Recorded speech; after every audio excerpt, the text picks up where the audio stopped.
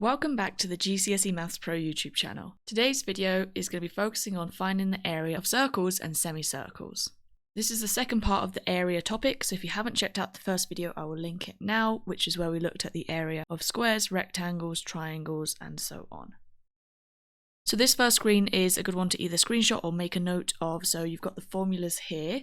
The first one being for the area of a circle as a whole.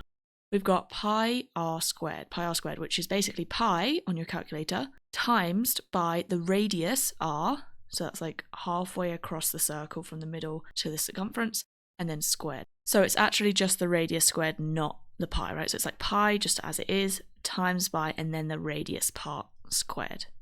Okay? To find a semicircle, well, that's literally just half of a whole circle, isn't it? So you're going to do pi r squared to find the whole circle and then literally divide it by 2 or half it to just find a semicircle.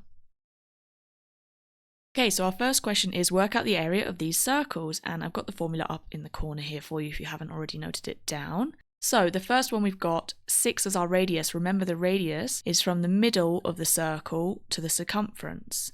The circumference is basically just the circle itself, right around the outside. So this bit here where you can see it goes halfway across the circle, that's the radius, or in this case, in the formula, r. So to find the area, I just need to do pi times by the radius, which is 6 in this case, squared. And that's exactly what I'm going to type into my calculator. So we're going to get pi. In the case of this calculator and a few other Casio calculators, to find pi you have to press shift and then this button at the bottom. I don't know if you can see that little pi symbol in the kind of brown yellow colour. Your calculator might be different, so just double check that you know exactly how to find pi. I know that on some calculators I think you have to press shift and then number 7. That might be for yours, but just make sure you know where the pi button is because you will be needing it. Then times and then 6 squared as normal.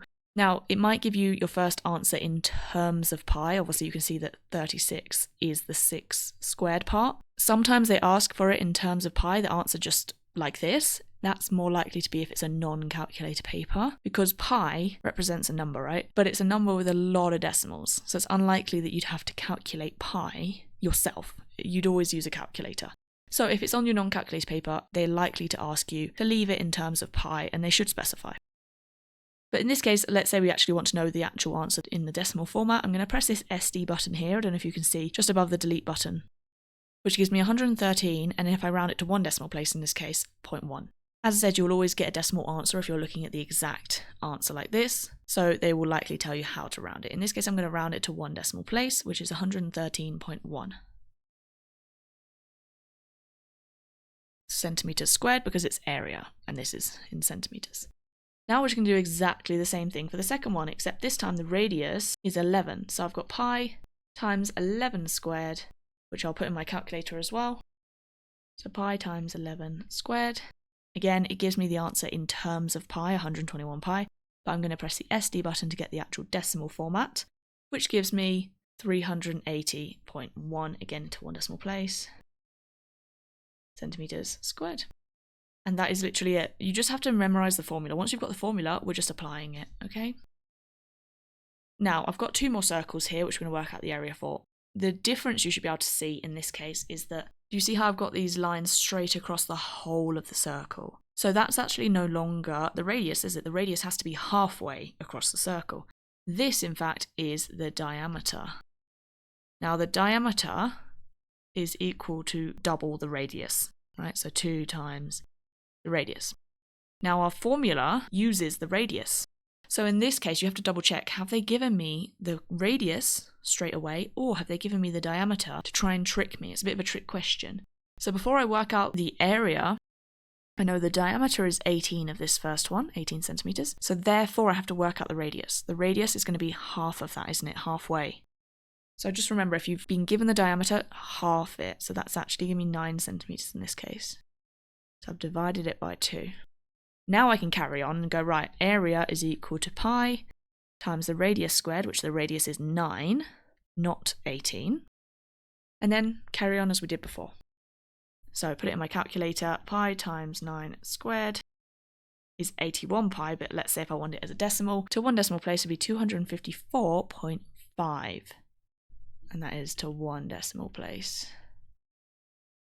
Okay, so they do tend to throw us in with the diameter as a trick question, see if you're paying attention. So again, same thing with this other one. The diameter is the 4 centimeters all the way across the circle. We actually only want the radius, which is halfway across the circle, so that would be 2. So the area is then the same as before, pi times the radius squared, which is 2 in this case, 2 squared. And we'll put it in our calculator. Pi times 2 squared is obviously 4 pi, but when I change it to a decimal, I've got 12.6 if I were to do it to 1 decimal place again. 12.6 centimeters squared, and that is again 1 decimal place in this case. Okay, so that's it. Just double check, have I been given the radius or the diameter? Now we're going to move on to semicircles. It's, again, very repetitive. We're going to be working out the whole circle and then just halving it, because a semicircle is literally just half of a whole circle. So it's the same formula, you just have to remember to divide it by 2 at the end. So for this first one, you can see I've been given 2.5. That's the radius, isn't it? Because we've gone from the middle to the circumference. So I know that that is the radius. So I'm going to do, the area is pi times the radius squared, so pi times 2.5 squared. Now that's the whole circle. If you imagine if I were to carry it on like that, that's the whole circle. Obviously I only want half of that, so then I'm going to divide that answer by 2. Again, this is definitely one for the calculator. So pi times 2.5 squared, and then you can divide it by 2 then, but let me just show you. This would be the whole circle. Then I need to divide my answer by 2, because I only want half a circle.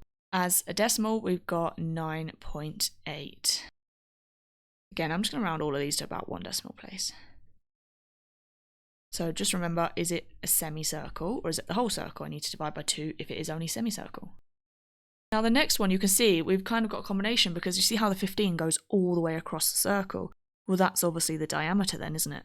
So before I even look at my area formula, I first need to write down the radius. The radius is half of the diameter. Half of 15 is 7.5.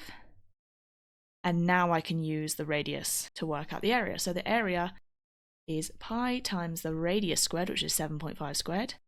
And because it's then a semicircle as well, I'm going to have to divide that by 2. So pi times 7.5 squared, that would be the whole circle, for example. I only want half of a circle, so I'm dividing it by 2. To 1 decimal place, we've got 88.4. Okay, so double check. Do I need to half the diameter to get the radius? And then do I need to half my actual area to get the semicircle? They could combine all of these together to make sure you've divided everything by 2 when you should have. So it gets a little bit complicated when you're thinking, right, I've divided the diameter by 2, and then I've also got to divide the area by 2 in this particular case. So just make sure you're really concentrating when you do these questions. Okay, this one is now a quarter of a circle. We need to work out the area. I haven't really put a formula here because obviously we already know the area of a circle as a whole is pi r squared. What I want us to do is to just think about it logically. Based on what we did for the semicircle, a semicircle is half of the circle, so I did pi r squared, and then I divided it by 2. Well, in this case, if this is a quarter of a circle, you can see 90 degrees, 90 out of the 360 degrees is a quarter. I've got 1/4 of a circle, well, how do I work out the area for that? All I need to do is the same thing in terms of work out the whole circle, pi r squared. So if you imagine, like, if that were to carry on, that's horrible, but imagine that was a whole circle. I only want 1/4 of that. So to find 1/4 is like dividing by 4, isn't it? Okay, so again, you can memorize this specifically, or you can just think about it logically and go, I know I can just work out the whole circle with the radius. Then do I need to half it for a semicircle? Do I need to quarter it, divide it by 4 for a quarter of a circle in this case? Now, in this case, obviously, you're given the actual radius straight away, because this is obviously the centre of the circle, isn't it? So I know that 5 is the radius, so pi times 5 squared, then I would divide that by 4. So pi r squared, pi times 5 squared, obviously that gives me 25 pi, but that would be the whole circle, wouldn't it? Now I want to divide that by 4, and that gives me 19.6 to 1 decimal place. Still centimetres squared because we're talking about area, and that's it. So just think about it logically. You know, do I need to half it, divided by 4? Depends what quantity of a whole circle you have.